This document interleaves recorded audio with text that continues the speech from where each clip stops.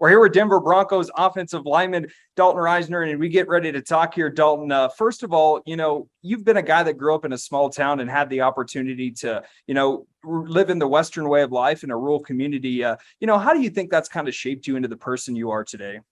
Yeah, well, first off, thanks for having me on, guys. I sure appreciate it. Thank you for doing this. It's an honor for me. Second of all, I tell this to everybody that I meet, but coming from where I came from and the roots that I have in eastern Colorado, but the western part of this world, man, that has developed me into who I am, and a lot of reasons. One, coming from a small community, a small group of people that all believed in me in a simple way of life. Everyone farms, everyone ranches, everyone puts in long hours. There's no stoplights, there's no restaurants, there's one grocery store, one gas station. I mean, I could go on, but that simple way of life taught me a lot. It taught me that you need to work hard for what you want in this life.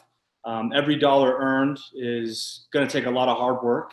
And, when I think about all the memories I have working on the dairy, working on the ranch, putting up barbed wire fence, being in camp, playing football, that stuff doesn't even come close to the hard work days that I put out in Wiggins, Colorado, man. It's hard, don't get me wrong, football is, but that's a hard way of life out there. And it just taught me to be humble, man, and to remember where I come from and to not let the big scene and the fame or fortune that some people call the NFL to get to my head, and to always remember who helped me to get to where I'm at. And I could go on and on for hours to tell you guys, but I'd say the main takeaways for me were to remain humble, to remain to the roots that I was raised in, to remember the people that were there for me the whole way, not to act like I did it myself, for me to remember how important hard work is. You can have all the talent in the world, you can have all of that, but if you don't have hard work, you won't be anywhere. And then most importantly, for me to remember that those people out there in those desolate parts of the country, as people may call it, we're dependent upon them. They put food on our plates. They do the work that's necessary for this world to go round. I don't. I play a silly game with a leather football. I'm a grown man that hits other grown men for fun. I love it. I take it very seriously. At the same time, I don't make the world go round. I might get ticket sales, whatever you guys want to call it, but those people are the ones that are doing the work that's really necessary, and that's hard work. So those have been a few of my takeaways, and I carry those with me everywhere I go. When things get hard, I remember where I came from. When things get good, I remember where I came from, and I'm damn proud to say that I'm from Wiggins, Colorado. Dalton, you kind of touched on several subjects there. Obviously, you're a star football player. You made it to the NFL. Did you ever think maybe steer wrestling, any type of rodeo events? Did they ever cross your path growing up in a ranching community? Yes, sir. So I used to bull ride. I bull rode for 3 years. I used to barrel race and pole race. I did that for 2 years as well. I never got into steer wrestling. It's something they don't allow you to do at an early age. So by the time I was eligible to be a steer wrestler, I kind of saw my career path heading towards football. And I love football, don't get me wrong, but rodeo was first for me. And that's what I always wanted to do. But being 6'5", 300 pounds, one, I wasn't very fast on a horse. It wasn't very good on the horses I was on. Two, you need to have balance and be a tiny guy with good abs to be a good bull rider. And I just wasn't fit out to be that. That'll always be in me. I can't wait for the day that I finish up a long, lengthy career and I'm able to have a ranch where there's no cell service. You got to have Wi-Fi, and I get to go check on my horses, my pigs, my cattle. And I'll get back to that way of living. For the time being, I got to be a city boy and live in a cul-de-sac. Hey, Dalton, I'm pretty sure we saw Chad Ochocinco get on a bull after his NFL career was over. Any chance we can get you on one at a PRCA rodeo after this NFL career is done with? I would love to, man. I'll have to lose some weight, and I'll have to bust out my old glove. I'll have to get my rosin back out. I'll have to get my chaps. I have my chaps here at the house. I have my spurs. I have it all. So nice. I don't feel fit anymore, but I'd be glad to. Do you stay in touch with the rodeo world at all? I mean, I know you're obviously got your own things going. You do a ton of community service and great work, and it's, honorable what you do, and it's great having you on here. But do you stay in touch with the rodeo world at all, or do you have any rodeo friends per se? Oh, I do, man. I don't know if you guys know Jess Neiswanger. Is that how you say his last name? I don't know if I'm saying the last name right, but he won the PBR. He won the National Final Rodeo 3 years ago, maybe 2 years ago. Right.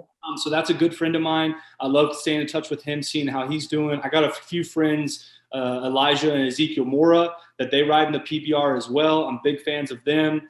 I got multiple families back in Wiggins that still do a lot of junior rodeos. I actually went and spoke at a junior rodeo last year. It was out in Eaton, Colorado. I went and spoke there, spoke to a lot of the young cowboys and cowgirls. And of course, with what I do now and between my foundation work and having a family now and everything that I have, man, it's hard, but I love to stay in touch with the rodeo community. I love to be able to go to those events, and country music kind of intertwines with rodeo. So I love Mitchell Tenpenny's a big fan. I'm a big fan of Mitchell Tenpenny. He's a good friend of mine.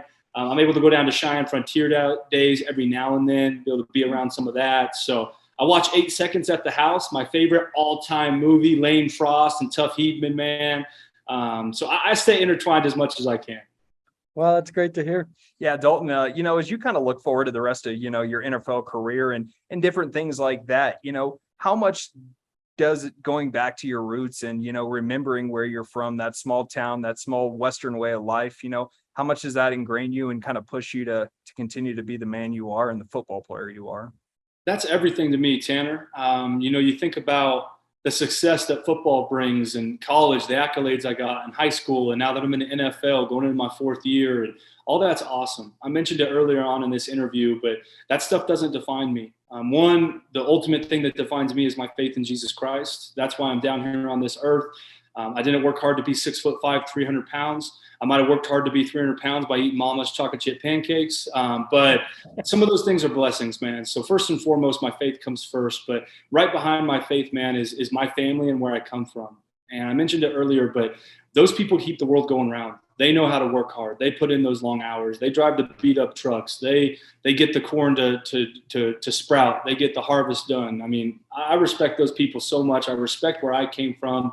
And I never want to forget about that. This football stuff's awesome. I love it. Don't get me wrong. I'm going to put everything into it every single year. If I didn't love my job, I want to be doing what I'm doing. At the same time, I know there's more important things. I know there's more important people in this world. So it's a common thought in my head to make those people proud from Wiggins, Colorado, to give all those little kids that go to 1A schools like I went to, or 6-man or 8-man football teams, whatever it may be. It's always in the back of my head to make those communities proud and to let those communities know that multiple things. One, that those kids can do it too. You set your mind to something, you can accomplish it. Because it seems like yesterday I was just the overweight kid that no coach would pay attention to, that would fall down running his 40-yard dash.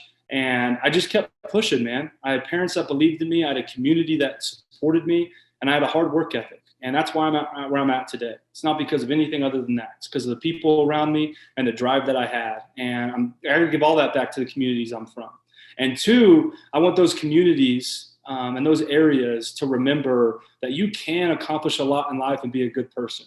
You don't have to let the fame and the fortune get to you. You don't have to think that you're God's gift to this green earth. You can be humble. You can give credit back to people that helped you. You can give credit back to your faith.